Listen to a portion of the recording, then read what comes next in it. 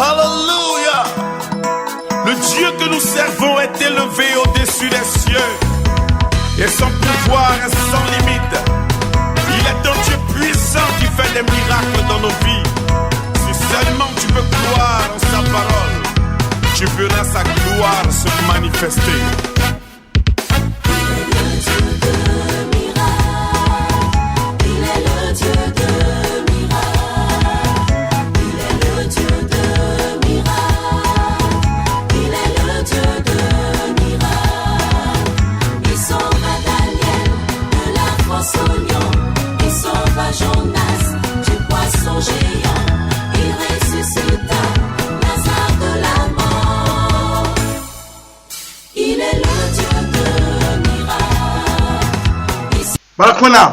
Gloire à Dieu.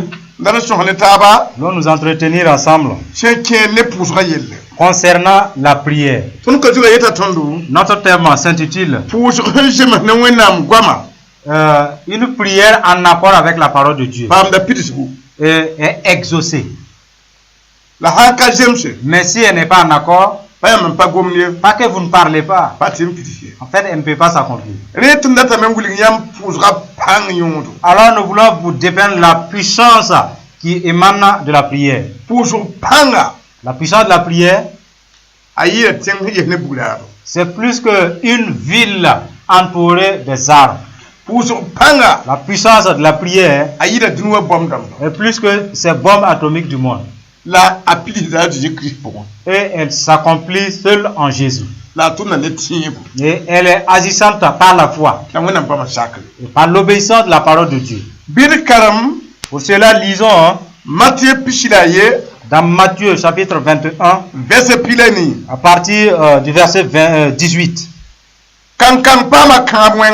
Le figuier maudit.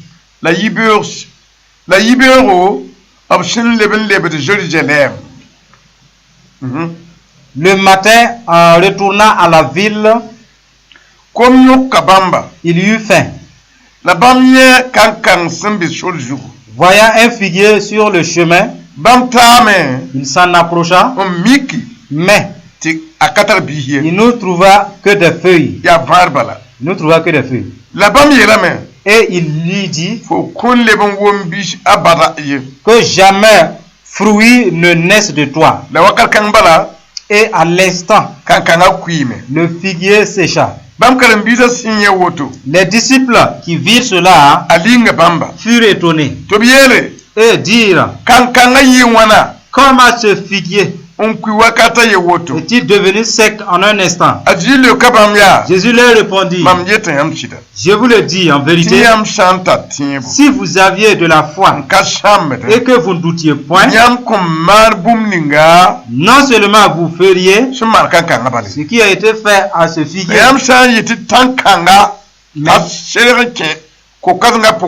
mais quand vous diriez à cette montagne: ôte-toi de là et jette-toi dans la mer, cela se ferait. Tout ce que vous demanderez avec foi par la prière, vous le recevrez. Là, il s'agit des fidèles de Jésus, l'origine de leur puissance. Si toutefois ils vont sévir leur corps pour obéir à la parole, la parole sera accomplie. Vous voyez, il y a une puissance réservée par Dieu qu'elle agisse dans la prière, dans les proclamations de l'homme. Cette puissance est prête et n'attend qu'aux fidèles de Jésus. Ce que les fidèles de Jésus ordonnent de faire, si toutefois il n'y a pas de doute, cette puissance se met en action. Vous voyez, Jésus partait à Jérusalem dans la matinée. Et lui qui a marché, il avait faim. il a vu un figuier au bord de la voie. C'est dit, ma faim sera étanchée ici. Parce que ce figuier va m'aider. Je veux vous dire, il n'y a pas plus grande tristesse que de s'attendre à quelqu'un qui puisse résoudre votre problème. Et vous mettez toute votre barre sur lui. Et arrivé, il se montre incapable. Cela afflige le cœur. C'est une désolation. C'est ce qui est arrivé à Jésus. Il y a des gens, ils ont l'argent, ils ont l'autorité, ils sont comme le figuier, mais qui seront maudits. Parce que pouvant faire quelque chose, ils n'ont pas fait. Parole nous relate. Le roi s'en est allé, croyant que la fin qui lui sévissait là, c'était la fin. La fin va partir. Le figuier amènera de la nourriture et que la nourriture devienne des armes pour chasser la faim et le vertige. Le roi est arrivé, il a fait le tour. Il n'y avait que de feuillage. Aucun fruit ne pointait sur cet arbre. Le figuier représente les fidèles croyants qui ne sont que des bavards. Les feuillages là, ça veut dire c'est le bavardage. De bonnes paroles, mais ils ne donnent pas. Oui. Dès que quelqu'un ne tend pas sa main sur la malédiction, le figuier n'a rien pu donner à Jésus. Il n'avait que des feuilles. Jésus n'était pas allé pour aller prendre l'air frais. S'il était parti pour respirer le l'air frais, il allait s'asseoir à l'ombre. Et le vent qui se battait, et que l'ombrage de feuilles l'entourait, changerait la chaleur de l'air et il pouvait bien siéger. Il n'était pas allé pour ça. Il était allé pour cesser de quoi manger. La parole nous rapporte que quand Jésus a fait le tour, il n'a rien vu. La tristesse, la colère est venue. Jésus dit, à jamais personne ne mangera de ton fruit. Donc, quand il a parlé, la terre, le sol, qui donnait la sève, l'eau au figuier, l'eau s'est arrêtée très loin du figuier. Et les racines se sont desséchées. Les feuilles se sont desséchées. Les disciples étaient stupéfaits.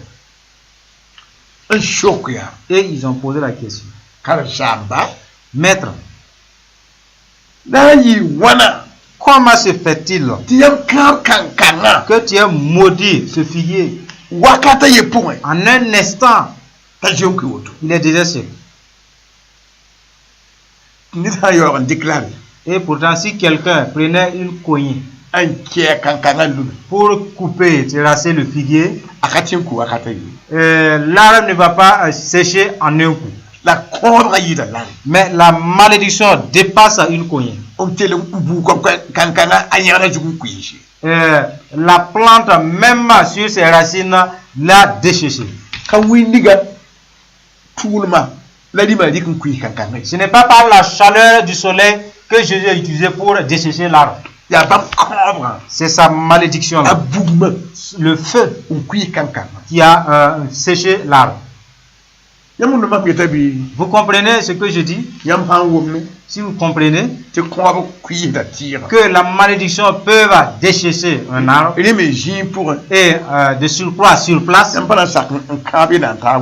Vous ne devrez pas, vous n'allez pas maudire votre co-créature. Parce qu'il va se dessécher. Il va se dessécher. Si vous comprenez très bien, même les enfants que vous avez mis et qui ne vous obéissent pas, ils sont comme des figuiers qui n'ont pas de fruits, vous n'aurez pas les maudits. Parce que si vous les maudissez, ils vont sécher. Il y a des gens qui maudissent leurs enfants, maudissant leurs parents. Et ils se dessèchent sans qu'eux-mêmes ils le sachent. Prenons garde. Parce que la disposition est bien disposée. Jésus a dit, personne ne mangera à jamais ton fruit. Les disciples ont dit, nous avons entendu. Eh bien, ça c'est un serment. Ça c'est une disposition. Vous devrez discerner une disposition et de ces paroles proclamées simplement. Oui. Prochainement, tu seras béni. Il a dit que c'est une disposition. Mais tu ne seras plus béni à jamais. C'est une disposition, mais de la mauvaise. Prenons garde. Car des langues des gens font sécher des hommes, déchèsent à des femmes. Une femme s'était mise en colère contre son enfant, sa jeune fille. Elle a maudit sa jeune fille en disant, si tu t'adosses à un arbre, cet arbre va se dessécher. Regardez une maman en colère qui maudit son enfant. Elle dit de nouveau à son enfant, même les remorques te cognera. Ce ne sont même pas les petites voitures. Les remorques de bois. C'est même pas une remorque vide. C'est quand il est chargé de bois. Alors qu'il piétine. Cela fait que si le remorque n'est pas encore chargé, il ne peut pas cogner l'enfant. Parce qu'elle a bien précisé. Même pas un taxi va la cogner. Elle a dit un remorque. Il y a une puissance qui agit sur les dispositions. D'aucuns proclame sur son enfant qu'il ne sera jamais béni.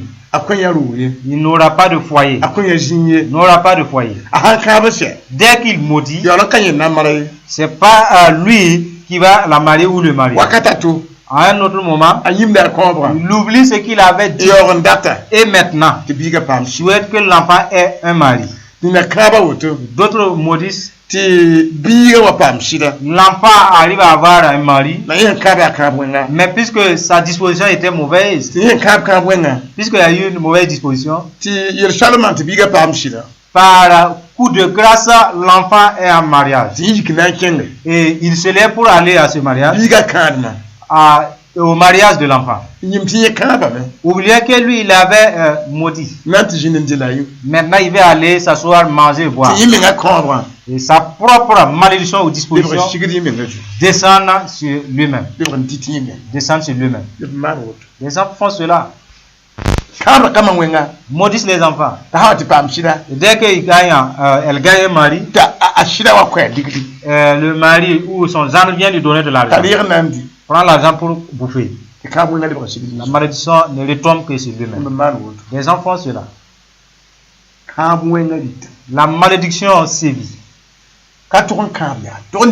Vous devrez bénir et pas maudire. Un douanier a dit à son enfant, à sa fille, qui ne lui obéissait pas, lui a dit,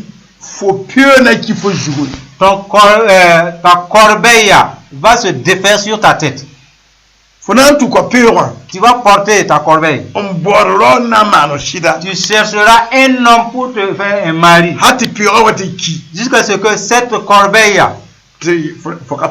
pourrit sur ta tête, que tu n'aies pas de mari. Quand il a maudit sa fille dans sa colère, rien que un mois après, il est mort. Quand il est mort, il a laissé la fille Puisqu'il a maudit l'enfant, au moment où la jeune fille venait vers moi, afin que je prie pour elle,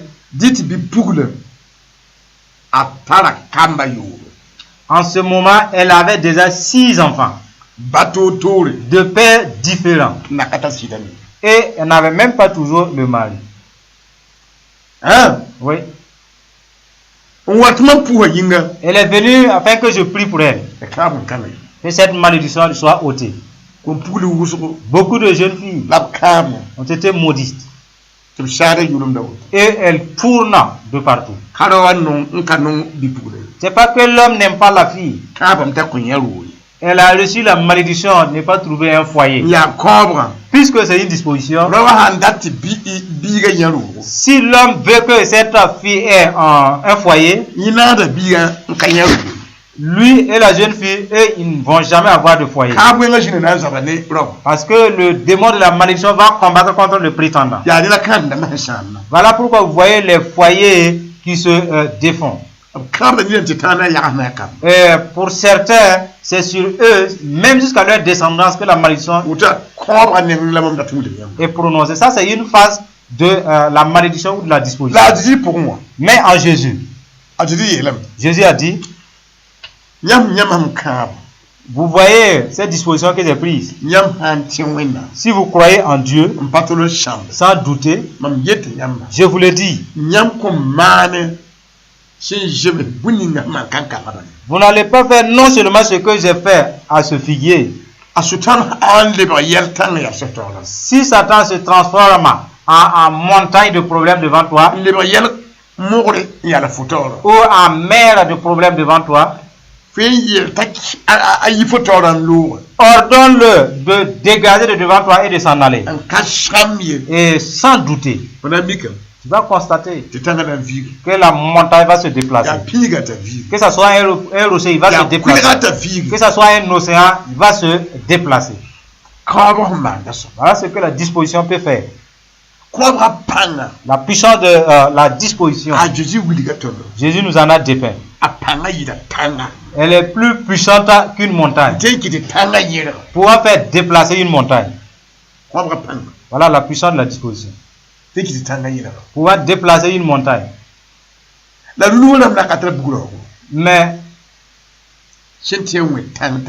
Mais les montagnes, ils n'ont pas encore inventé une arme pour pouvoir déloger une montagne à un coup.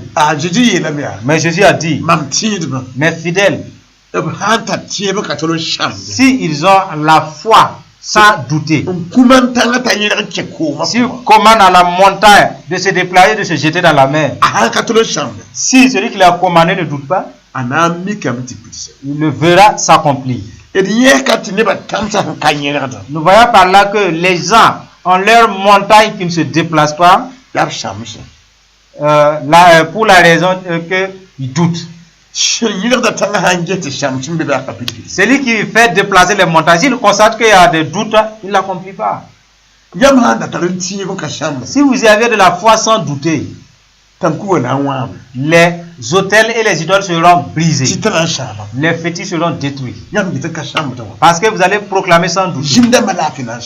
Les démons n'auront plus de paix. Les démons ne vont plus demeurer parmi vous. Parce que vous proclamez sans douter. Mais les démons dans des pétrins. Mais ces hôtels dans des problèmes. Mais vous avez des doutes en vous. Ces promesses ne peuvent pas s'accomplir sur vous. C'est la parole de Dieu qui le dit.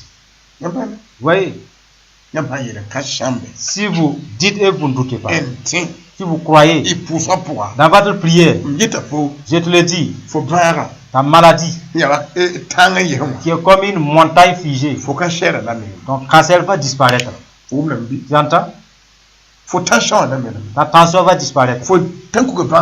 Tes maladies d'idolâtrie vont partir. Même si le démon se déguise en poison, la parole déclare qu'il va disparaître. C'est Jésus qui l'a dit. Je vous lis dans Marc 11, 22, nous allons clore le message là. Jésus prit la parole et leur dit, Et foi en Dieu. Et foi en Dieu. Je vous le dis en vérité. Si quelqu'un dit à cette montagne, ôte-toi de là et jette-toi dans la mer, s'il ne doute point en son cœur, mais croit que ce qu'il dit arrive, il le verra s'accomplir. C'est pourquoi je vous dis, tout ce que vous demandez, tout ce que vous demanderez en priant, croyez que vous l'avez reçu et vous le verrez s'accomplir. Ainsi Jésus nous a montré les armes dont ses adeptes ont dans la foi. Là pourquoi Satan augmente les mauvaises pensées, la peur, les doutes, pour que cette promesse ne s'accomplisse pas. Et il gagne du terrain. Vous voyez, c'est une promesse qu'il vous a faite. Quand tes affaires ne marchent pas, c'est une montagne, c'est ta montagne. Ordonne-la d'aller dans la mer, sans douter. Mais si tu doutes, est-ce que Jésus ment? Jésus ne ment pas. Si tu parles et cela n'arrive pas, c'est qu'il y a du doute dans ton cœur. Vous voyez, c'est que tu doutes dans ton cœur. Les féticheurs ne peuvent pas tenir tête devant vous. S'ils partent à ôter une pierre de cette montagne, le transformer en leur idole, et ils te maudissent là-bas, et un démon compte sur ça pour venir combattre. Jésus dit que la puissance de la prière, quand tu vas proclamer sans douter, ce n'est pas la pierre de la montagne, c'est la montagne en entièreté. La prière va la trimballer jusqu'au fin fond de la mer. Il n'a même pas parlé d'une idole. C'est la montagne même que je suis adressé. Vous voyez, les gens ôtent les pierres de la montagne, ils font leur pata et leur idole pour lier, jeter des sorts mystiques aux fidèles, tuant les fidèles chrétiens par la sorcellerie pour leurs idoles. Et pourtant cette promesse est la vôtre. Ordonne à la montagne, jette-toi, ôte-toi de là. Dis à la montagne, ôte-toi de moi et jette-toi dans la mer. Car personne ne peut entrer au fin fond de la mer, enlever une pierre et venir faire impact. Mais c'est nous qui ne croyons pas à la parole. Il nous a dit c'est une bonne promesse pour nous. Et c'est une malédiction pour les ennemis. Retouchons notre cœur afin que cette parole puisse s'accomplir. Car Jésus nous a enseigné, si tu veux t'arrêter pour prier, pendant la prière, si tu te rappelles que tu as eu des disputes avec quelqu'un, ces disputes amènent les mauvaises pensées. Et les mauvaises pensées nuisent la foi. Si tu pries, ça ne marche pas. Pardonne à ceux qui t'ont offensé. Demande pardon à Dieu. Avant de commander à la montagne de se déplacer. Elle va se déplacer. La parole est vivante. Elle est puissante. Obéissons à la parole. Là, nous arrêter là et prier pour vous. Vous allez dire, Dieu de vérité, j'ai écouté ta parole. Je priais avec des doutes, avec de l'incrédulité. Si je dispute contre quelqu'un, je ne le gratifie pas, je ne le pardonne pas avant de prier. En faisant ainsi, la puissance de ta parole n'obéit pas à ma volonté. Je demande pardon à Dieu pour cela. Aie pitié de moi, car je reçois Jésus dans sa parole. Transforme mon cœur et ôte les doutes et l'incrédulité et la colère, la peur, afin que je puisse accomplir cette parole au nom de Jésus. Pose ta main sur ta tête. Allons supplier Dieu qui détruit l'obstacle qui ne permet pas à cette parole de s'accomplir sur toi. Dieu de vérité, Des hommes et des femmes ont écouté. Je te prie, étends ta main. Et qui parlent avec des doutes. Et leur prière ne s'exauce pas. Ils murmurent contre toi. Ils gênent avec des doutes dans leur prière. Pardonne-les. Car ils ne sont pas sur la parole. Aie compassion de délivre-les des mauvaises pensées qui empêchent cette promesse de s'accomplir. Change les cœurs. Amène la foi afin qu'ils puissent accomplir cette parole. Ils tous leur cœur en entier. Les démons des mauvaises pensées s'en aillent. Les démons de la colère les relâchent. Les démons des doutes les relâchent. Afin qu'ils puissent accomplir ta parole. Que Dieu bénisse les auditeurs. Bénisse ceux qui vont accepter. Aide-les à avoir une foi en cette parole. Au nom de Jésus. Amen.